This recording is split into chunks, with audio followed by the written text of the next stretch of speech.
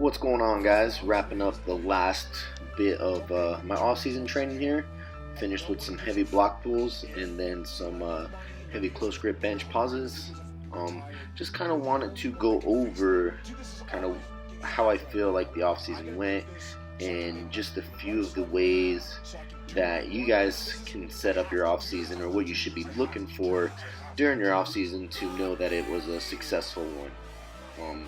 So for one, this was the longest period in between meet preps, which I consider off-season work that I've ever had. So this was about 15 weeks of dedicated work to improve on my weaknesses and to continue to refine technique and to continue to stay healthy and become healthier.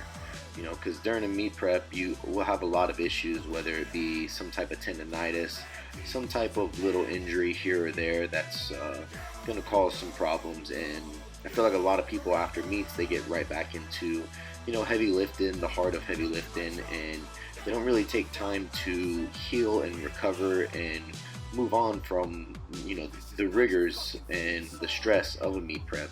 So what I do after every meet prep is I start off with a lot of bodybuilding stuff, not too many compound movements, and I just really work on becoming healthier and improving flexibility, improving range of motions, and improving movement patterns.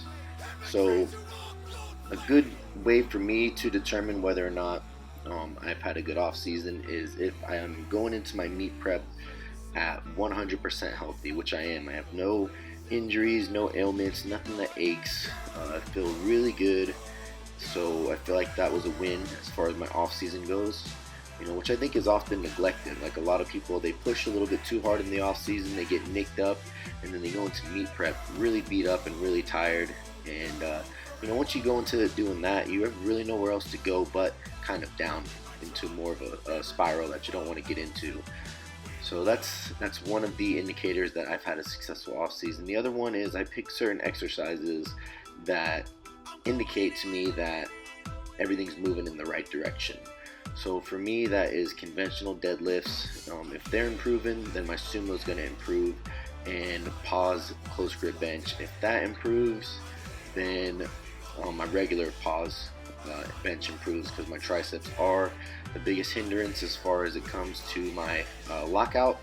So if I can improve on that, then everything else improves, and I think I did a really good job of hammering down tricep work and put on about 1.5 inches on my arms. So the fact that they're growing and getting bigger will lead to a stronger muscle over time.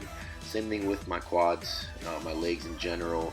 They went from 28 inches to 30 inches. So just being able to add that extra size, one, it kind of gives you a little bit more comfort that you're a little bit safer, more muscle, more meat around the bones, and more stuff to kind of compress into each other.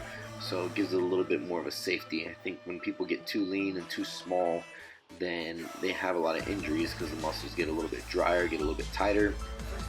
So that was a big thing that I tried to improve on, was just overall size and hypertrophy, which to me that was a huge success.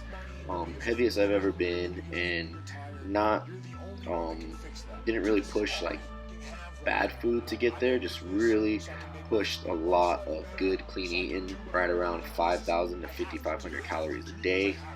And then my last indicator for me is my squats, and for me squats are always pretty good as far as how they move and the continuance of improvement for them. But my biggest thing is I know if I can make the squat more efficient and I can make it consistent, then I'll have a good meet prep. So for this whole off season, with the safety squat bar and the duffalo bar, my main focus was to make sure that there was no missed reps and that every rep was consistent and efficient in the movement pattern. And there wasn't one time that I got off balance and one time that I misgrooved anything on the squat. And I pushed some heavy weight. I pushed a lot of heavy weight. So I was really happy with that, and the fact that my last meet, I started the meet prep 2 weeks into it I did 585 for a triple with the low bar with knee sleeves, and ending my off season, I did 602 for 4 with the duffalo bar. So that right there tells me that there's a lot of improvement that was made and that they're a lot cleaner looking than before. So kind of some things that I look at to know that my off season was successful. Maybe you guys can take some of those things and put it into your off season. Until next time, guys, take care.